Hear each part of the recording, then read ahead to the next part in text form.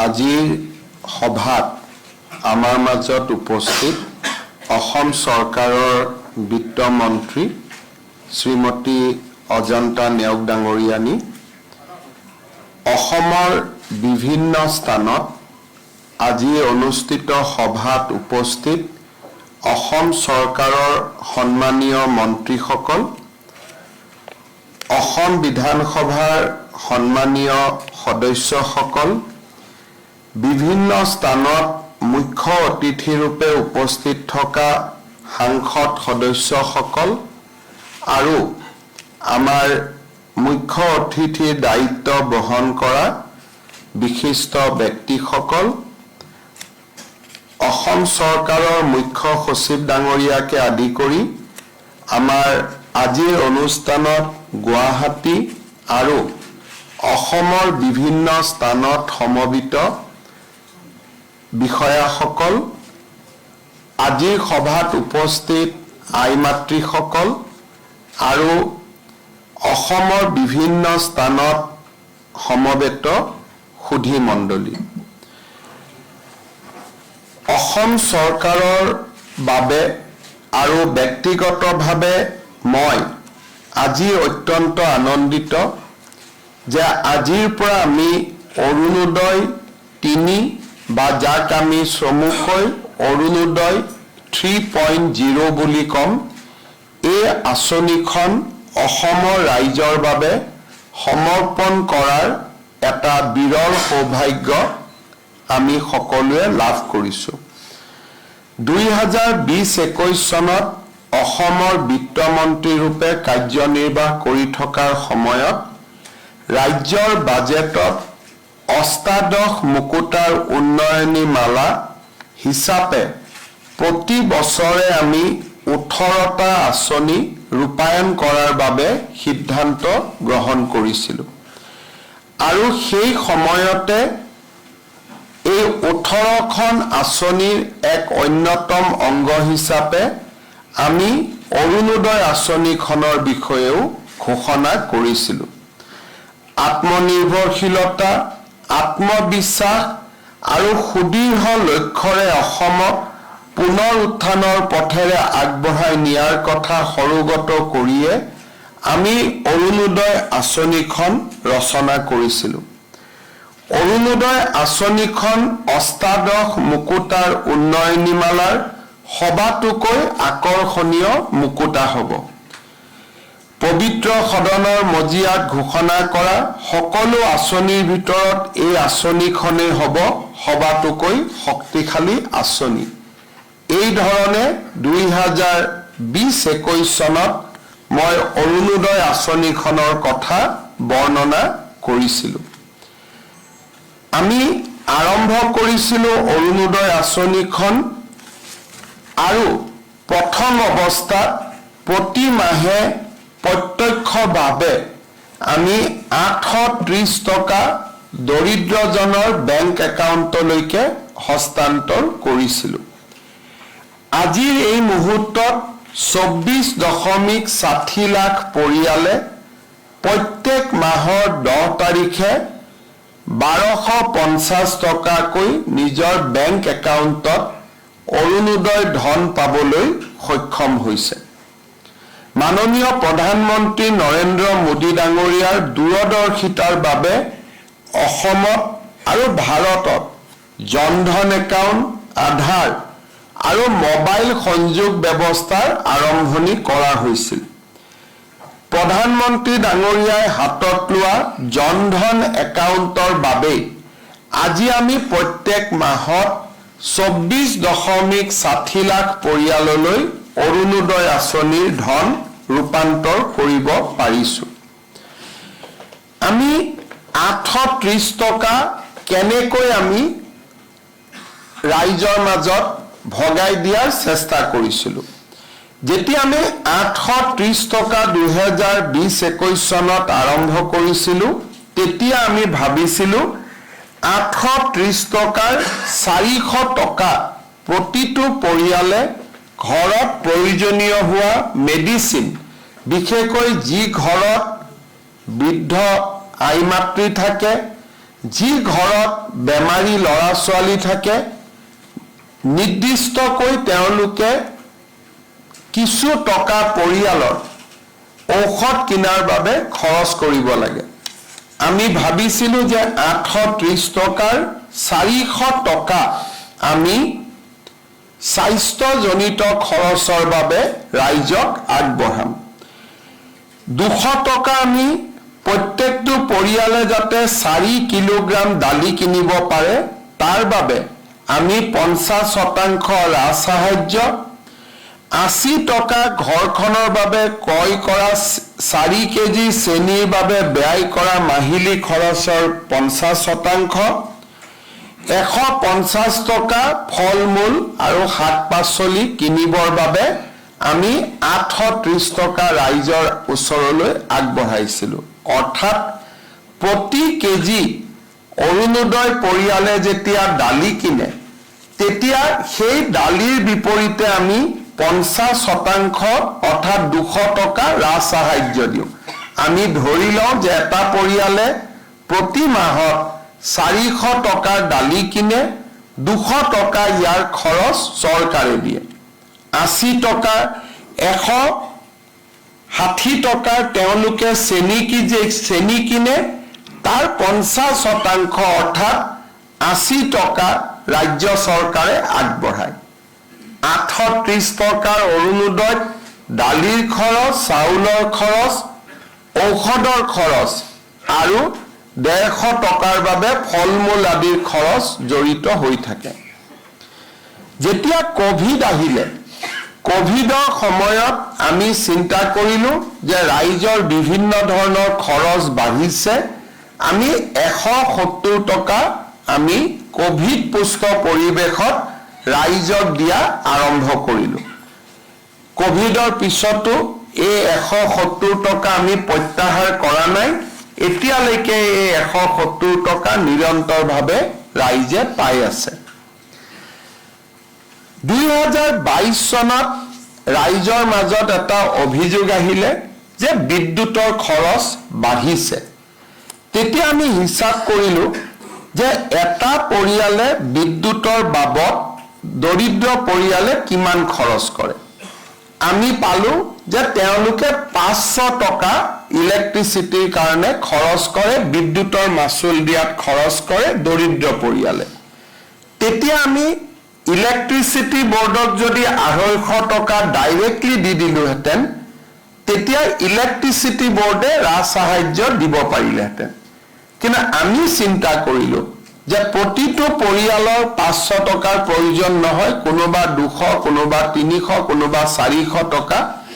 গতিকে ৰাইজে যাতে প্ৰতি মাহে ইলেক্ট্ৰিচিটিৰ যি খৰচ দিয়ে সেই খৰচত আমি 250 টকা চৰকাৰৰ পৰা আমি দিয়াৰ আমি ব্যৱস্থা কৰিব পাৰোঁ। তেনেকে 830 টকাৰ অৰুণোদয় প্ৰথমে 1000 টকা হ'ল, দ্বিতীয়তে 1250 টকালৈ ই বৃদ্ধি পালে। এতিয়া প্ৰশ্ন হ'ল যে অৰুণোদয় 3 কি? লোকসভা নিৰ্বাচনৰ সময়ত আমি ৰাইজক ঘৰে ঘৰে একোখনকৈ সমীক্ষা পত্ৰ দিছিলোঁ যে কোনে কোনে অৰুণোদয় আঁচনি পোৱা নাই, কাক কাক নিযুত মইনা আঁচনি লাগিব আৰু কাৰ ঘৰত পৰিয়ালৰ মূল ব্যক্তিজনক জীৱন বীমা কৰি দিয়াৰ প্ৰয়োজনীয়তা আছে। এই 3খন আঁচনিৰ ফৰ্ম প্ৰপত্ৰ যেতিয়া আমি ৰাইজক দিছিলোঁ তেতিয়া বহুতে ইয়াক লৈ হুলস্থুলো কৰিছিলে, বাতৰি কাকত মিডিয়াত বিৰোধী পক্ষই সমালোচনা কৰিছিলে। কিন্তু আমাৰ মনত এটা ধাৰণা আছিল যে যদি আমি গম নাপাওঁ যে কিমান মানুহে কোন আঁচনি এতিয়াও পোৱা নাই, আমি কেনেকৈ আঁচনি প্ৰস্তুত কৰিম? সমীক্ষা চৰকাৰে কৰা সমীক্ষাত সকলোৱে কৰবাত নহয় কৰবাত ভুল দেখা পায়। যদি ঘৰে ঘৰে গৈ আমি এটা নিৰ্বাচনক ৰাজনীতি হিচাপে নাৰাখি নিৰ্বাচনক যদি আমি সমাজ সেৱালৈ ৰূপান্তৰ কৰোঁ তেতিয়াহ'লে আমি সমাজক আগবঢ়াই লৈ যোৱাৰ সুযোগ পাম। আমি সেই ধৰণে ৰাইজৰ মাজত আমি জৰীপ আৰম্ভ কৰিলোঁ যে কেনেকৈ অৰুণোদয় আঁচনি বা আন তিনিওটা আঁচনিত আমি ৰাইজক জড়িত কৰিব পাৰোঁ। ৰাইজৰ লগত কথা বতৰা পাতোতে আমি অনুভৱ কৰিলোঁ যে প্ৰায় 10 লাখ পৰিয়ালে অৰুণোদয় বিচাৰে, কিন্তু তেওঁলোকে অৰুণোদয় আঁচনি পোৱা নাই। আজি অৰুণোদয় 3ৰ জৰিয়তে যদিও 10 লাখ মানুহৰ প্ৰপত্ৰ আমি পাইছিলোঁ, আমি ধৰি লৈছিলোঁ যে হয়তো আমাক ৰাজনৈতিকভাৱে সমৰ্থন নকৰা কিছু পৰিয়ালে প্ৰপত্ৰ পূৰণ কৰাও নাই। সেইবাবে আমি এটা চিন্তা কৰিলোঁ যে আমি প্ৰত্যেকটো সমষ্টিতে 10,000 এভাৰেজ, কৰবাত সমষ্টিত বেছি মানুহ আছে অলপ বেছি পাব, কম মানুহ আছে কম পাব, এভাৰেজ 10,000 অৰ্থাৎ আমি 12,60,000 পৰিয়ালক অৰুণোদয় আঁচনিৰ সুবিধা নতুনকৈ দিয়াৰ ব্যৱস্থা কৰিম। ইয়াৰ অৰ্থ কি হ'ব যে কম আৰু বেছি পৰিমাণে প্ৰত্যেকটো সমষ্টিতে আৰু 10,000 হিতাধিকাৰীয়ে অৰুণোদয় আঁচনি পোৱা আৰম্ভ হ'ব। অৰুণোদয় 3ৰ আৰু এটা লক্ষ্য আছে।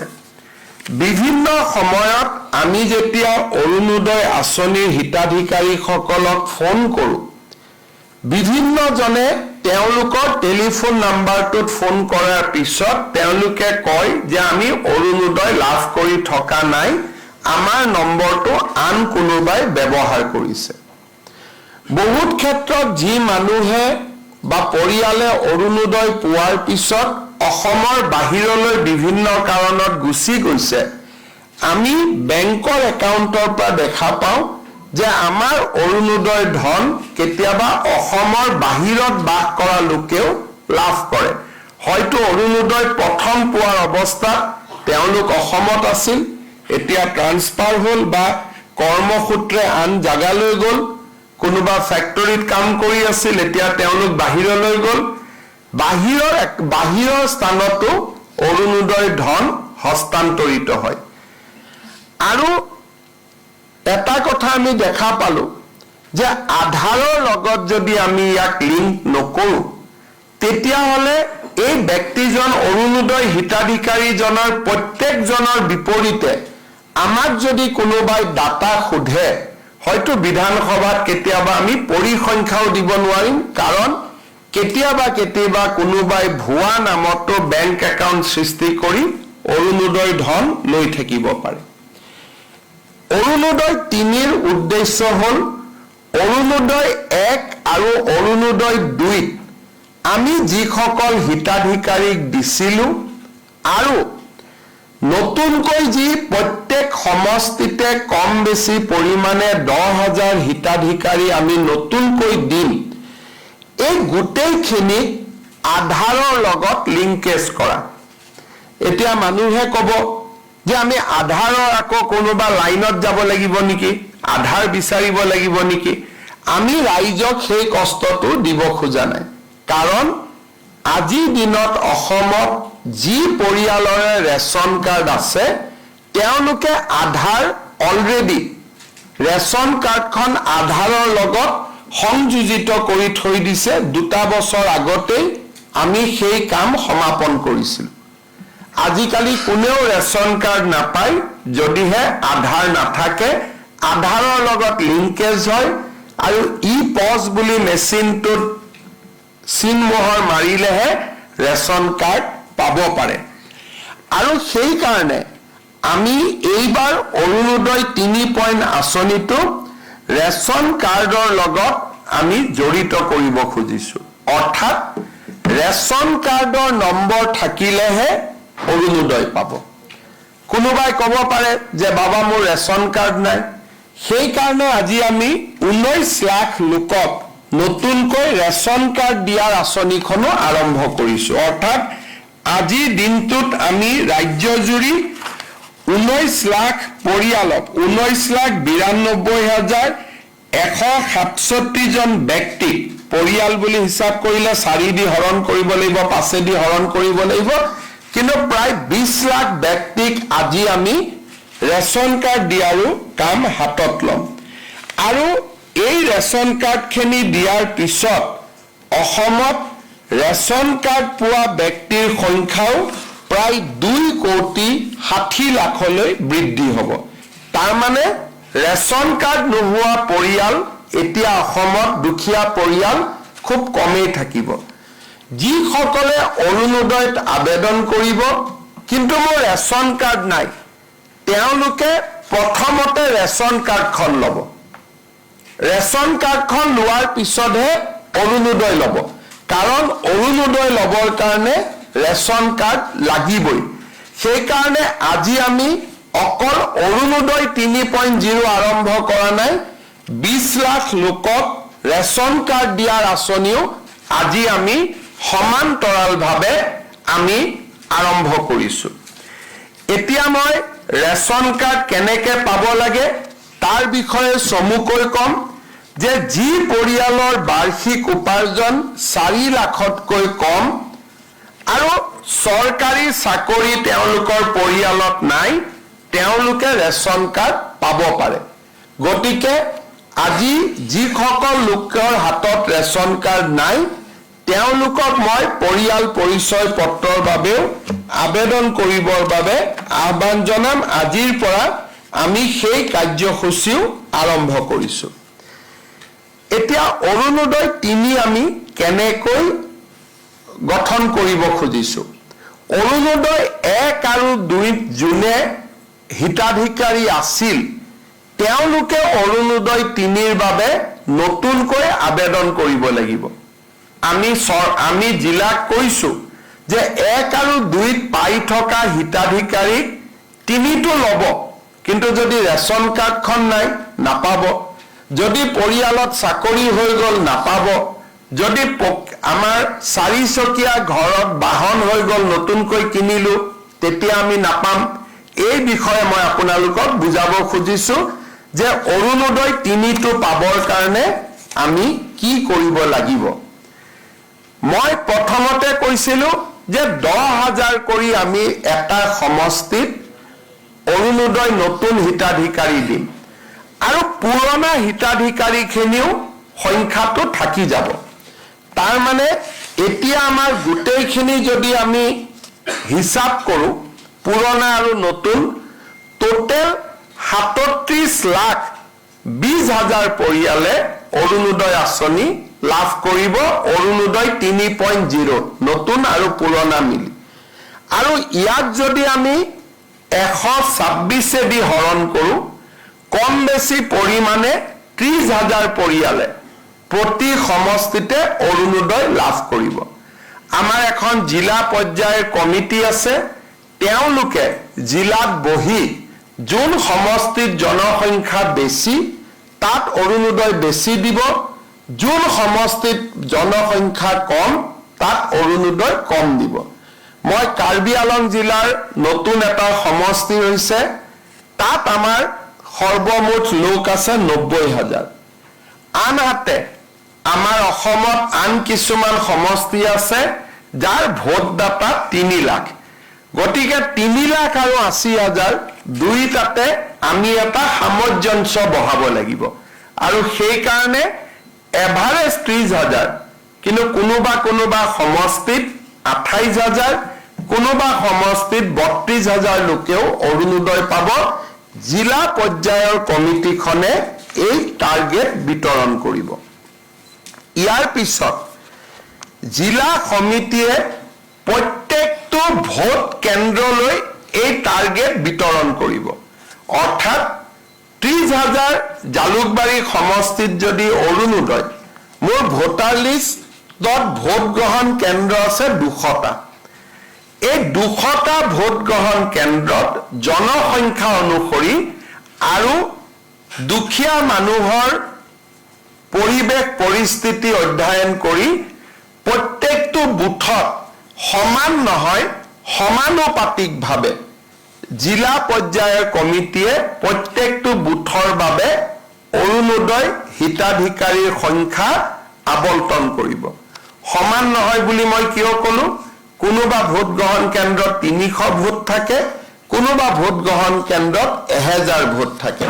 সমানুপাতিকভাৱে তেওঁলোকে এই কোটা 30,000ৰ কোটা প্ৰত্যেকটো ভোট গ্ৰহণ কেন্দ্ৰলৈ তেওঁলোকে ভাগ কৰি দিব। ভাগ কৰি দিয়াৰ পিছত সিলেকশ্যনৰ এটা প্ৰক্ৰিয়া আৰম্ভ হ'ব।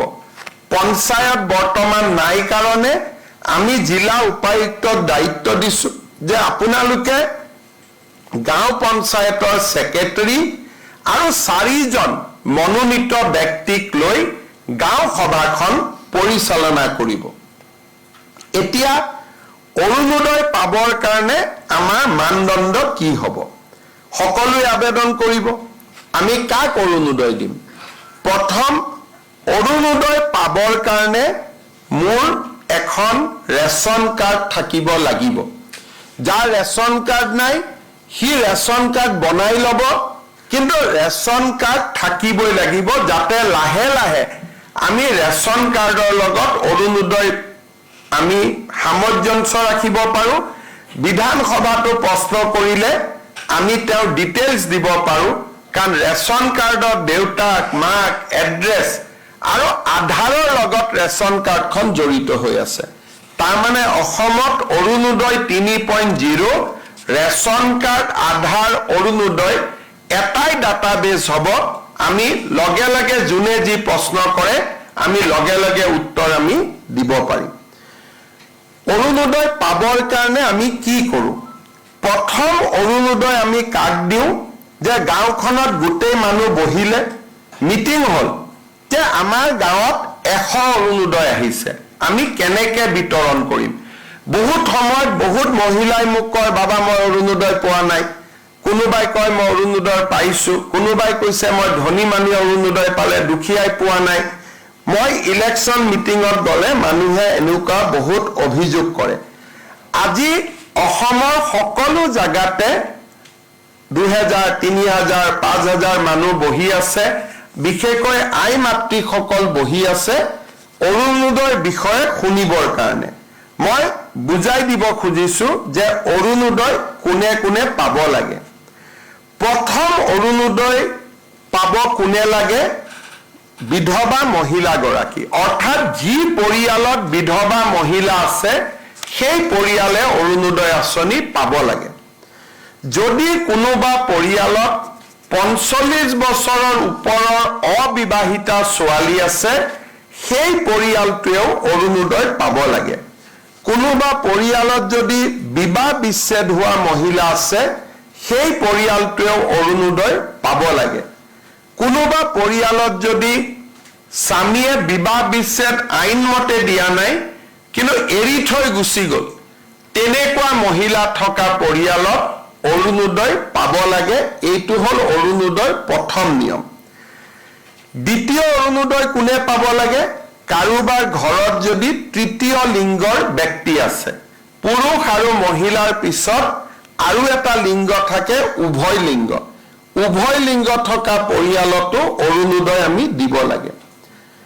তৃতীয়তে যাৰ ঘৰত দিব্যাংগ ব্যক্তি আছে, কাৰণ পৰিয়ালটোৱে দিব্যাংগ ল'ৰা ছোৱালী এটাক চাবৰ কাৰণে খৰচ কৰিব লাগে, দিব্যাংগ ব্যক্তি থকা পৰিয়ালক আমি অৰুণোদয় দিব লাগে। তৃতীয়, চৰকাৰী বৃদ্ধাশ্ৰমত যিসকল আইতা থাকে সেই আইতাসকলক আমি অৰুণোদয় দিবই লাগে। তৃতীয়তে যাৰ ঘৰত এইডছৰ বেমাৰী আছে, থেলাছেমিয়া আছে, হিম'ফেলিয়া আছে, চেৰিবেল পালচি আছে, কুষ্ঠ ৰোগ আছে, অটিজিম আছে, এওঁলোকৰ পৰিয়ালতো আমি অৰুণোদয় দিব লাগে। কোনোবা মহিলা যদি ভিক্ষা কৰি জীৱন নিৰ্বাহ কৰে তেওঁলোককো ডিচি সকলে বিচাৰি উলিয়াই অৰুণোদয় দিব লাগে। আৰু এইখিনি মহিলাক অৰুণোদয় দিয়াৰ পিছত যিখিনি বাকী থাকে সেইখিনি যাৰ বাৰ্ষিক উপাৰ্জন 2 লাখ টকাতকৈ কম তেওঁলোকে অৰুণোদয় আঁচনি পাব পাৰিব। অৰ্থাৎ প্ৰথমতে বিধৱা, ডাইভোৰ্চ মহিলা, দিব্যাংগ ব্যক্তি থকা পৰিয়াল, আৰু বেমাৰী ব্যক্তি থকা পৰিয়াল HIV, থেলাছেমিয়া, হিমোফেলিয়া আৰু ভিক্ষা কৰি খোৱা আই মাতৃসকলক আগত অৰুণোদয় দি যিখিনি বাছি ৰব সেইখিনি আমি দুখীয়া পৰিয়ালক অৰুণোদয় দিম 2 লাখ টকাতকৈ যাৰ আৰ্থিক উপাৰ্জন কম। ৰেচন কাৰ্ডৰ ক্ষেত্ৰত আমি 4 লাখ টকাৰ মৰ্যাদা ৰাখিছো যে 4 লাখ টকা বাৰ্ষিক উপাৰ্জন হলেও ৰেচন কাৰ্ড পাব, কিন্তু অৰুণোদয় 2 লাখ টকা বাৰ্ষিক উপাৰ্জন হলে অৰুণোদয় পাব, তাতকৈ বেছি টকা উপাৰ্জন কৰা পৰিয়ালে অৰুণোদয় নাপায়। ৰেচন কাৰ্ডৰ ক্ষেত্ৰতো আমি এটা নিয়ম কৰিছো যে 2 লাখৰ তলৰ পৰিয়ালক প্ৰথমতে ৰেচন কাৰ্ড দিহে বাকি থকা ৰৈ যায়, তেতিয়াহে আমি 4 লাখলৈকে যাম, নহলে আমাৰ মানদণ্ড 2 লাখ টকাতে সীমাবদ্ধ হ'ব। এতিয়া অৰুণোদয় কোনে কোনে নাপাব এই বিষয়েও আমি জনাটো উচিত। আমাৰ মন্ত্ৰী, বিধায়ক, প্ৰাক্তন মন্ত্ৰী, প্ৰাক্তন বিধায়ক এওঁলোকৰ পৰিয়ালে অৰুণোদয় নাপায়। পঞ্চায়তী ৰাজৰ বৰ্তমানৰ সদস্য বা কোনোবাই যদি মেম্বাৰ অহা ইলেকশ্যনত জিকে বা প্ৰেচিডেণ্ট ছেক্ৰেটাৰী জিকে, তেওঁলোকে নিজৰ নাম অৰুণোদয়ৰ পৰা বাদ দিব লাগিব। আজিৰ দিনত পঞ্চায়ত নাই, সকলোৱে ল'ব পাৰিব, কিন্তু যদি তেওঁলোকে ভৱিষ্যতে পঞ্চায়তত মেম্বাৰ, সদস্য, প্ৰেচিডেণ্ট হয়, অৰুণোদয় আজি ল'লেও তেতিয়া তেওঁলোকে অৰুণোদয়টোৰ পৰা নিজৰ নাম গুচাব লাগিব। যিসকলে মেম্বাৰ, প্ৰেচিডেণ্ট হ'ম বুলি ভাবি থৈছে তেওঁলোকে এই পইণ্টটো মনত ৰাখিব। চৰকাৰী চাকৰিয়াল, পেছাদাৰী ব্যক্তি, শিক্ষক, পেঞ্চনাৰ আন কোনেও অৰুণোদয় নাপাব।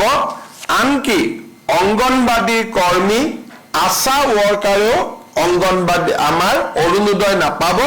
তেওঁলোকৰ কাৰণে আমি বেলেগকৈ চিন্তা চৰ্চা কৰি আছো, কিন্তু অৰুণোদয় আঁচনিত চৰকাৰৰ পৰা উপাৰ্জন কৰা ব্যক্তিয়ে লাগিলে 1 টকা উপাৰ্জন কৰক, লাগিলে 1 লাখ টকা উপাৰ্জন কৰক, তেওঁলোকে অৰুণোদয় নাপাব।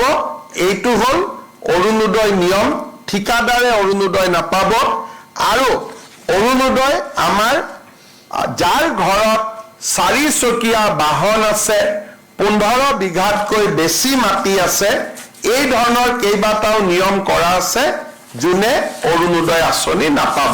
অৰ্থাৎ আমাৰ লক্ষ্য হ'ল যাতে গাঁৱৰ আৰু চহৰৰ আটাইতকৈ দুখীয়া দৰিদ্ৰ মানুহখিনিহে, পৰিয়ালখিনিহে অৰুণোদয় আঁচনি পাব পাৰে। শ্ৰদ্ধাৰ উপস্থিত ভদ্ৰমণ্ডলী, এই অৰুণোদয় আঁচনিখন ৰূপায়ণৰ বাবে আমি নিৰ্দিষ্ট দিনো আমি ঠিক কৰি দিছো। আমি ভাবো যে অৰুণোদয় পুৰণা বেনিফিচিয়াৰী আৰু নতুন বেনিফিচিয়াৰী এই গোটেইখিনিক অৰুণোদয় 3ত সমাহিত কৰি ল'বলৈ আমি আজিৰ পৰা ব্যৱস্থা আৰম্ভ কৰিম 19 ছেপ্টেম্বৰ 2024 পৰা। আৰু আমাৰ লক্ষ্য যে আমি জানুৱাৰী মাহলৈ এই গোটেই সিলেকশ্যন, ফৰ্ম ফিল আপ, এফিডেভিট, এই গোটেই কামখিনি আমি সমাপন কৰিব পাৰিম। এতিয়া কোনোবাই প্ৰশ্ন কৰিব যে জানুৱাৰীত অৰুণোদয় 3 আহিব, তেতিয়ালৈকে বৰ্তমানৰ হিতাধিকাৰীসকলে অৰুণোদয় পাই থাকিবনে নাই? যেতিয়ালৈকে নতুন অৰুণোদয় তালিকা নাহে তেতিয়ালৈকে পুৰণা হিতাধিকাৰীসকলে অৰুণোদয় পাই থাকিব, তাত কোনো চিন্তা নাই। কিন্তু পুৰণা হিতাধিকাৰীসকলেও নতুন অৰুণোদয় পাবলৈ নতুনকৈ আবেদন পত্ৰ কৰিব লাগিব, কাৰণ অৰুণোদয় 3 কমপ্লিটলি নতুন হ'ব। প্ৰত্যেক সমষ্টিত আগতে 20,000 পৰিয়ালে অৰুণোদয় পাই আছিল, এতিয়া আৰু 10,000 পৰিয়ালে পাব। ৰাজ্যখনত 12,60,000 নতুন অৰুণোদয় হিতাধিকাৰী জড়িত হ'ব। এতিয়া শেষত মই ক'ব খুজিছো যে এই অৰুণোদয় আঁচনিখন ৰূপায়ণ কৰোঁতে ৰাজ্য চৰকাৰে কিমান টকা খৰচ কৰিব লাগে। মই আগতে কৈছো যে এইবাৰৰ অৰুণোদয় আঁচনিখনে 37 লাখ 37 লাখ 40,000 হিতাধিকাৰীক সামৰি ল'ব। অৰ্থাৎ এই আঁচনিখনৰ বাবে আমাক প্ৰত্যেক মাহত 467 কোটি টকা লাগিব আৰু প্ৰত্যেক বছৰত 5,604 টকা আমাক লাগিব। 5,604 কোটি টকা প্ৰত্যেক মাহত 467 কোটি টকা আৰু প্ৰত্যেক বছৰত 5,600 কোটি টকা। আমাৰ স্বাধীন অসমত এনেকুৱা ডাঙৰ আঁচনি 5,500 কোটি টকীয়া আঁচনি কেতিয়াও কোনো চৰকাৰে ৰূপায়ণ কৰিব পৰা নাছিল। আজি আমাৰ অৰুণোদয় আঁচনিখনৰ পৰা মানুহে শিকি মধ্যপ্ৰদেশত লাডলি বেহেনা স্কিম আৰম্ভ কৰিছে, ছত্তীশগড়ত মহতাৰী বন্ধন স্কিম আৰম্ভ কৰিছে, কৰ্ণাটকত গৃহজ্যোতি স্কিম আৰম্ভ কৰিছে। নাম বেলেগ বেলেগ লৈছে, কিন্তু ভাৰতৰ এতিয়া মহাৰাষ্ট্ৰত এইবাৰ এই আঁচনিখন ৰূপায়ণ হৈছে। ভাৰতৰ বিভিন্ন ৰাজ্যত এই অৰুণোদয় আঁচনিখন আজি ৰূপায়িত হৈছে। ঠিক তেনেকে আজি আমাৰ যদি আমি অলপমান চিন্তা কৰোঁ তেতিয়াহ'লে ৰেচন কাৰ্ডৰ কাৰণে আমি যদি চাওঁ যে আজি আমাৰ ৰেচন কাৰ্ডত প্ৰতি কেজিত আমাৰ কিমান দাম। আমি যদি মই দামলৈকে নগৈ মই যদি ধৰি লওঁ যে 30 টকা প্ৰতি কেজি চাউলৰ দাম, তেতিয়াহ'লে 30 টকাকৈ আজি আমি 19,60,000 ফেমিলিত আমি 19,60,000 লোকক আমি ৰেচন কাৰ্ড দিম। ৰেচন কাৰ্ড দিয়া মানে তেওঁলোকে 5 কেজিকৈ চাউল বিনা পইচাত তেওঁলোকে প্ৰত্যেক মাহত পাব। 5 কেজিক যদি 30 টকাকৈ 150 টকা ধৰি লওঁ আৰু 19,60,000 পৰিয়ালক যদি আমি নতুনকৈ ৰেচন কাৰ্ড দিছোঁ, তেতিয়াহ'লে এই টকা 441 কোটি টকা প্ৰতি মাহত হ'ব।